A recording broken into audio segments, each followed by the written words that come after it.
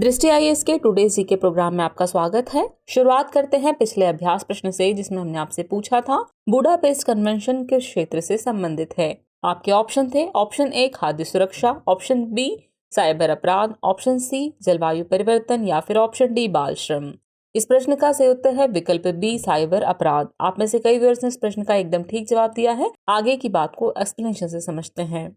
Council of Europe के cyber crime convention को Budapest convention के नाम से भी जाना जाता है। इसे साल 2001 में हस्ताक्षर के लिए प्रस्तुत किया गया, जो 2004 में लागू हुआ। ये कन्वेंशन साइबर क्राइम पर कानूनी रूप से बाध्यकारी एकमात्र अंतर्राष्ट्रीय बहुपक्षीय संधि है।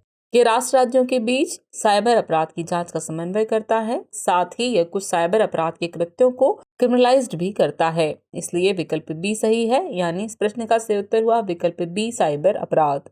चलिए शुरुआत करते हैं आज के एपिसोड की। तो आज के एपिसोड का पहला प्रश्न है, हाल ही में बगेट शब्द खबरों में था, यह क्या है। आपके ऑप्शन है एक प्रमुख फ्रेंच ब्रेड, भू आकृतिक क्रिया, ज्वालामुखी उद्भेदन या फिर ऊर्जा का एक प्रकार। तो इस प्रश्न का सही उत्तर है विकल्प ए एक प्रमुख फ्रेंच ब्रेड।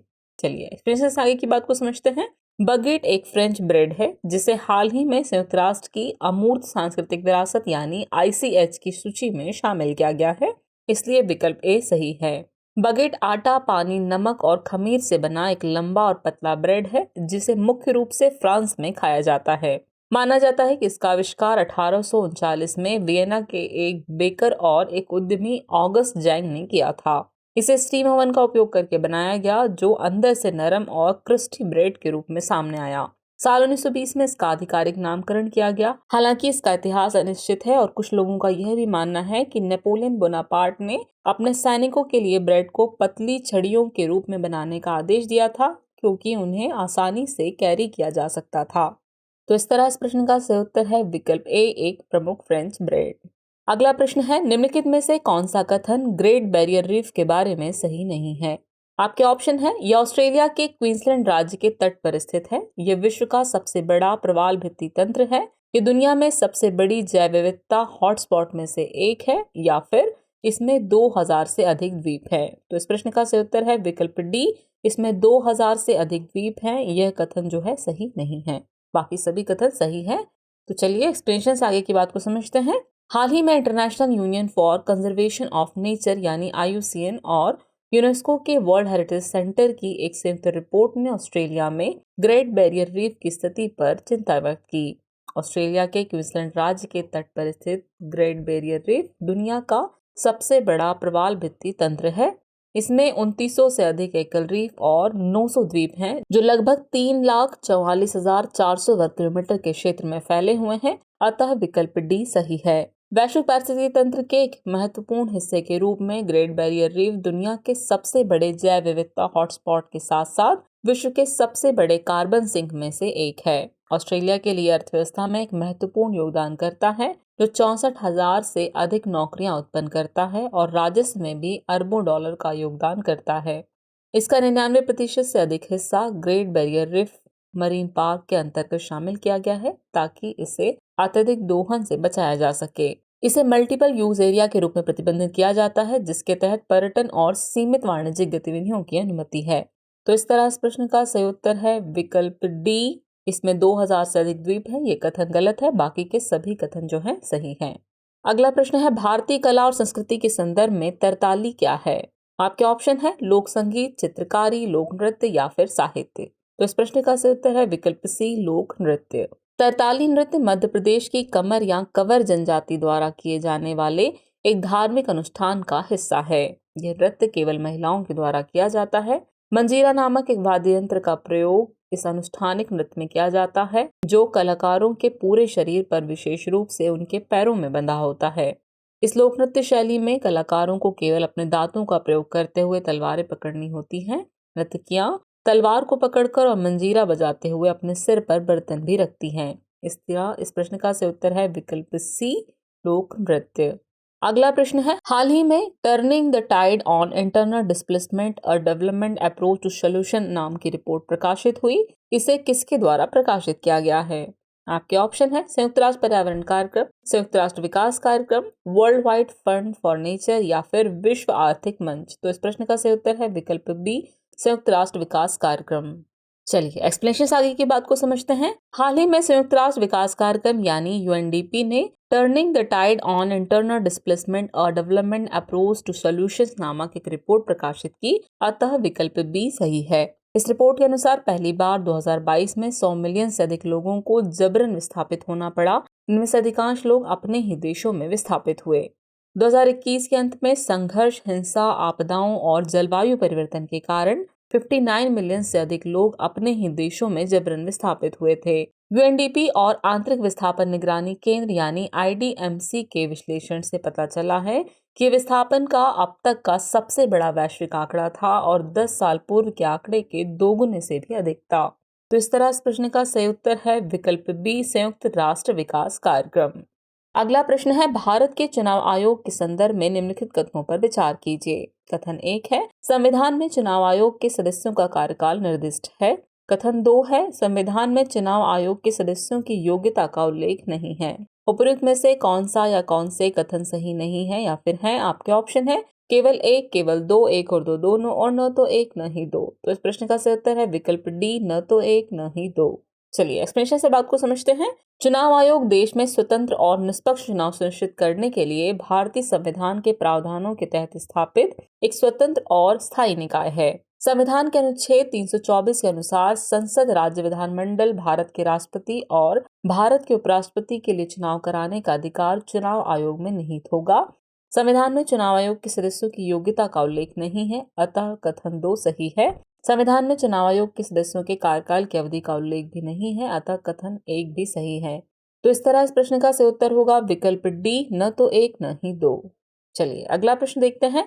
कथन 1 है, चुनावी बॉन्ड के संबंध में निम्नलिखित कथनों पर विचार कीजिए। कथन 1 है, चुनावी बॉन्ड वचन पत्र यानी प्राइमरी नोट की प्रकृति का होता है। कथन 2 है, इसे केवल 1 करोड़ 10 लाख और 1 लाख रुपए के गुणकों में जारी किया जा सकता है। और कथन 3 है, भारत का नागरिक या भारत में निगमित कोई निकाय बॉन्ड खरीदने के लिए पात्र होता है। नीचे दिए गए कूट का प्रयोग कर सही विकल्प चुनना है और आपके ऑप्शन है ऑप्शन ए केवल 1 और 2, ऑप्शन बी केवल 2 और 3, ऑप्शन सी केवल 1 और 3 या फिर ऑप्शन डी 1, 2 और 3। तो इस प्रश्न का सही उत्तर है विकल्प सी यानी 1 और 3 कथन ही सही हैं।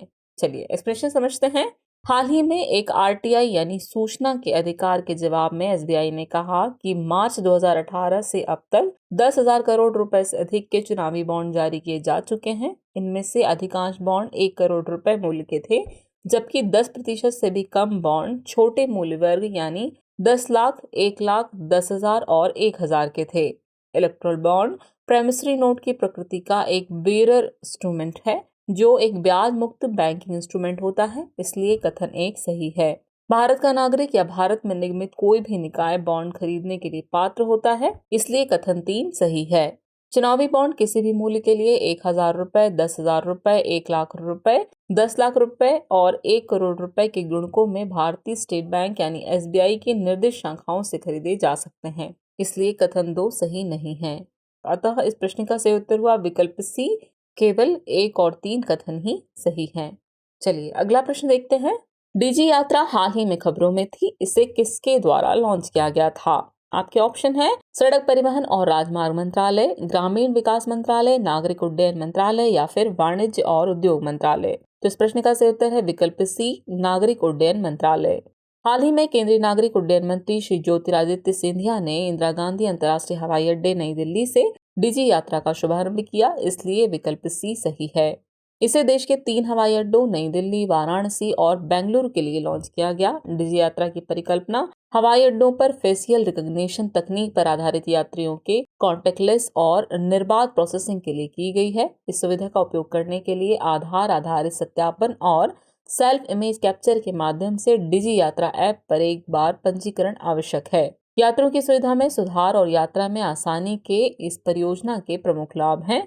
इस तरह इस प्रश्न का सही उत्तर है विकल्प सी, नागरिक उड्डयन मंत्रालय। अगला प्रश्न है, डोंगोंग की आयुसीन स्थिति क्या है? आपके ऑप्शन है वल्नरेबल, इंडेंजर्ड, क्रिटिकली इंडेंजर्ड या फिर विलुप्त। तो इस प्रश्न का सही उत्तर है विकल्प ए, वल्नरेबल। डोंगोंग मैनेट परिवार के सदस्य हैं और उनके समान ही मोटे होते हैं, लेकिन उनके पास डॉल्फिन के जैसी पूंछ होती है। मैनेट के विपरीत डोंगोंग पूरी तरह से एक समुद्री स्तनपायी है। इसे समुद्री गाय के नाम से भी जाना जाता है। डुंगोंग भारतीय और पश्चिमी प्रशांत महासागरों के उथले तटीय जल में पाए जाते हैं। डुंगोंग की आयुसीन स्थिति वल्नरेबल या सुवेद्य है, इसलिए विकल्प ए सही है। तो इस प्रश्न का सही उत्तर हुआ विकल्प ए वल्नरेबल। अगला प्रश्न है, केंद्रीय सांख्यिकी कार्यालय यानी सीएसओ के संदर्भ में निम्नलिखित कथनों पर विचार करें। कथन 1 है, ये देश में सांख्यिकी गतिविधियों का समन्वय करता है और सांख्यिकी मानकों को विकसित करता है। कथन 2 है, ये सांख्यिकी और प्रोग्रामिंग कार्यान्वयन मंत्रालय के अंतर्गत आता है। उपयुक्त में से कौन सा या कौन से कथन सही है या फिर है? आपके ऑप्शन है केवल एक, केवल दो, एक और दो दोनों, और न तो एक न ही दो। तो इस प्रश्न का सही उत्तर है विकल्प सी, एक और दो दोनों। हाल ही में सीएसओ द्वारा जारी आंकड़ों के अनुसार विनिर्माण और खनन क्षेत्रों में विकास दर क्रमशः 4.3% और 2.8% रही है। केंद्रीय सांख्यिकी कार्यालय देश में सांख्यिकी गतिविधियों का समन्वय करता है और सांख्यिकी मानकों को विकसित करता है, इसलिए कथन 1 सही है। इसकी अध्यक्षता एक महानिदेशक यानी डीजी द्वारा की जाती है, जिसकी सहायता के लिए 5 अतिरिक्त महानिदेशक यानी एडीजी होते हैं। ये सांख्यिकी और प्रोग्रामिंग कार्यान्वयन मंत्रालय के अंतर्गत आता है, इसलिए कथन 2 सही है। अतः विकल्प सी सही हुआ, यानी 1 और 2 दोनों ही कथन जो है सही हैं।